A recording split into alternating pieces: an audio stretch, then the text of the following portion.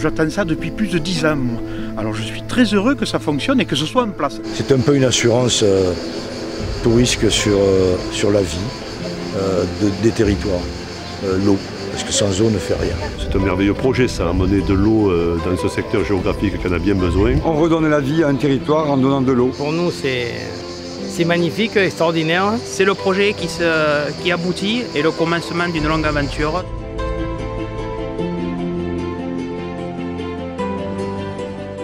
Je suis fier d'avoir contribué, comme tout le monde, ici, dans cette zone du Nord Saulmiérois, à cette deuxième tranche, notamment en tant que président du Conseil général à l'époque et président de la région pour avoir suivi aussi les travaux. Les premières bornes ont été posées en 1966 dans la partie basse du Saulmiérois.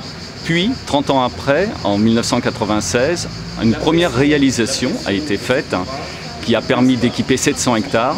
Et aujourd'hui, en 2016, 20 ans après, nous équipons 500 hectares supplémentaires. Donc on a beaucoup de fierté, tous ensemble, au niveau des équipes de la maîtrise d'ouvrage, des équipes d'ingénierie, des équipes d'exploitation, pour avoir pu, en moins de 3 ans, réaliser ce réseau, le concevoir, en suivre l'exécution et aujourd'hui, avec l'ensemble de la profession agricole, avec les élus, pouvoir le mettre en service. Nous avons aménagé donc 2 stations. Un premier aménagement au niveau de Villevieille qui a été un renforcement donc, de la station.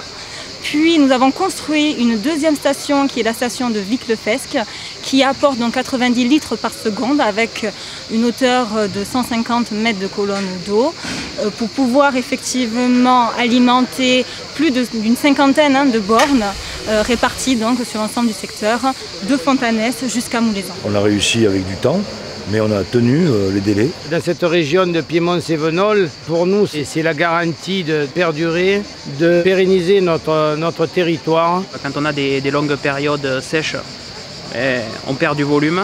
Aujourd'hui, on va pouvoir lisser les volumes d'une année sur l'autre. Je pense que ces viticulteurs, ces agriculteurs en général, ceux qui cultivent aussi des fruits et légumes, du maraîchage, avaient besoin et ont besoin d'eau dans l'avenir. Qui dit avoir besoin d'eau, ne dit pas la gaspiller. Il faut la maîtriser, il faut contrôler, on sait le faire. L'irrigation aujourd'hui, BRL est un outil vraiment important et il faut que les collectivités s'appuient sur cet outil. Et je pense qu'il faut aller au-delà des agriculteurs, il faut produire aujourd'hui de l'eau à usage divers pour les entreprises, pour les communes, pour les espaces verts. Les techniques utilisées d'aujourd'hui sont celles déjà du 3e millénaire, sont celles qui participent à l'adaptation au changement climatique, à la fois en veillant à ce qu'il y ait le moins possible de consommation d'énergie. Et pour cela, nous avons mis en place des variateurs de vitesse. Les variateurs de vitesse, ils permettent à ce que l'énergie qui est apportée corresponde à la pression juste nécessaire par rapport au débit du réseau. Et ça permet des économies qui sont évaluées entre 20 à 50% de l'énergie totale. Et pour nous autres, à BRL, pour l'ensemble des salariés aussi, dans la dimension de la responsabilité sociétale, consommer moins d'énergie, c'est prendre sa part par rapport aux enjeux planétaires du changement climatique.